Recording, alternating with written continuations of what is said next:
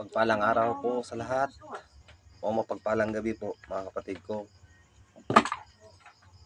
Sa mga kapatid ko dyan na mga healer, mga divine healer, ayan. Mapagpalang gabi po sa inyong lahat. Sa mga friends ko,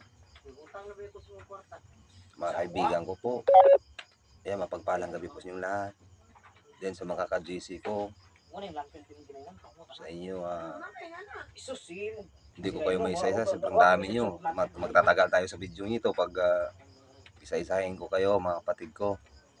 Ayan, mapagpalang gabi po sa inyong lahat. Sa mga followers ko, higit sa lahat, yung mga followers ko po na laging sumubaybay sa video ko.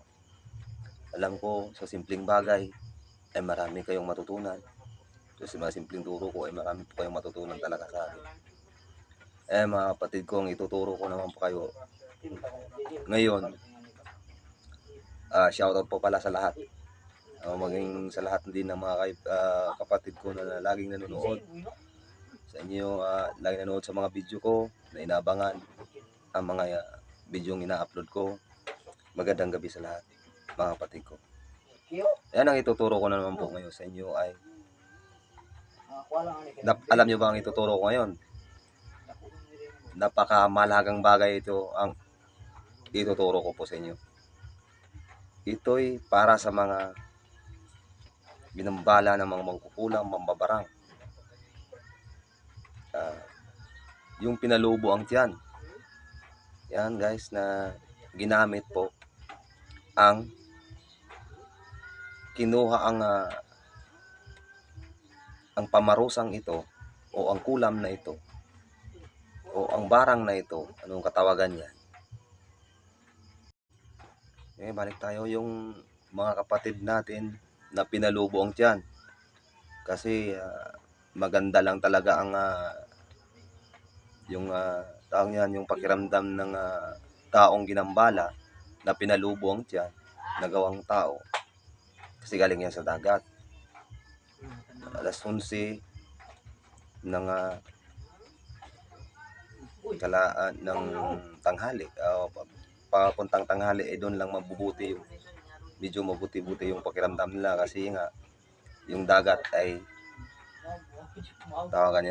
tawag niyan sa Tagalog, kumbaga hunas siya sa Bisaya. Kaya na magbalang intindi niyan kasi yung dagat lumiit. Ganun din mangyayari sa mga tiyan ng ginambalang yon. Lulubo yan talaga. Alam niyo ba na madaling gamutin yan? Kaya manood po kayo sa ituturo ko po. Step by step tayo nang maintindihan yung mabuti. Yan, sobrang marami na rin akong naturuan yan. At ang lahat naman ay gumaling. May tinuruan din ako niyan na healer mula Bicol. Ginamit niya rin yan. Gumaling din ang pinalubong tiyan. Yung ginamot niya yun, Kamsor yata to, Camarines-Sur, ay buntis. Pero nga, ginambala, pinalubong tiyan ng gawang tao. And mga kapatid, at ako, gumamot na rin po ako niyan ng 6 na beses na. 6 pa lang ang pinalubong natin. Pero gumaling yun lahat. Walang hindi gumaling doon. Kaya ito, ituturo ko po sa inyo kapatid. Yan, balik tayo. Ayan mga kapatid, sabi ko na nga, ituturo ko. At saka, ang mga ginambalang ito, pag ikaw matamaan ng gambalang ito na pinalubong tiyan, huwag ka talagang magpa-check up ka muna sa doktor. Pag walang findings na lumubo yung tiyan mo, meaning lang yan, gambala yun.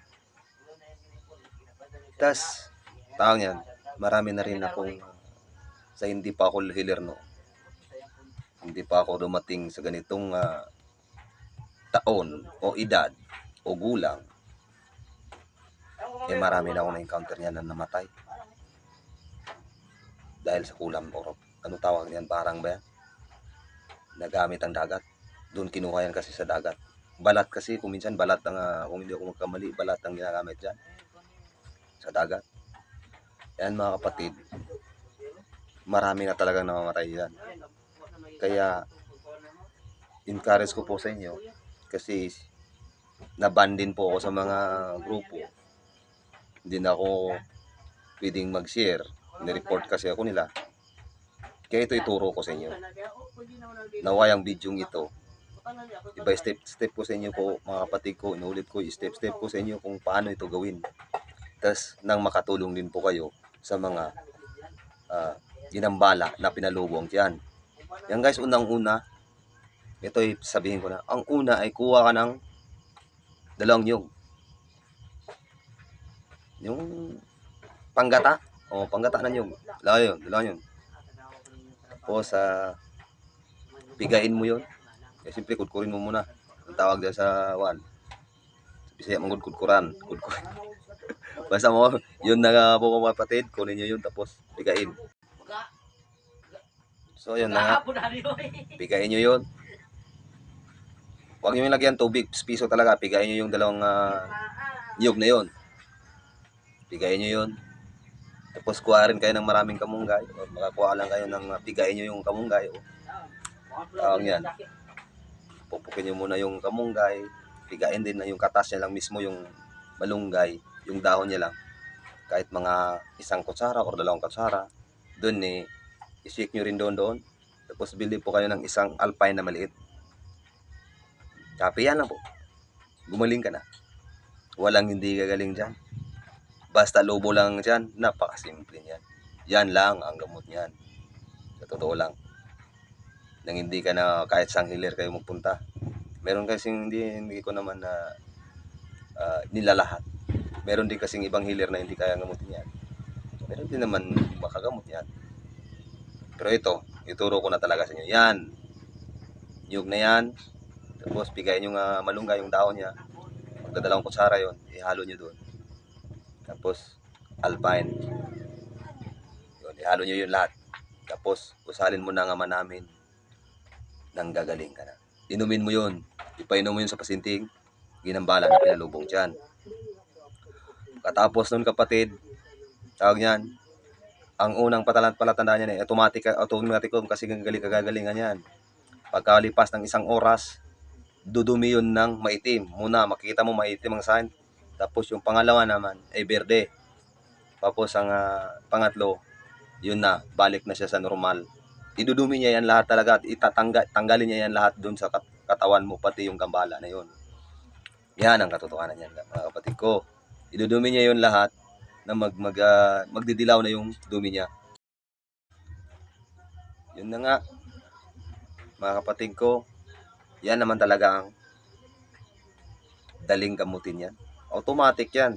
Pag gawin mo yan sa umaga, pagka kinabukasan yan, babalik sa normal ang pinalubok. At yan na yun. Yan, kaya siguro maraming nagagalit sa akin na healer.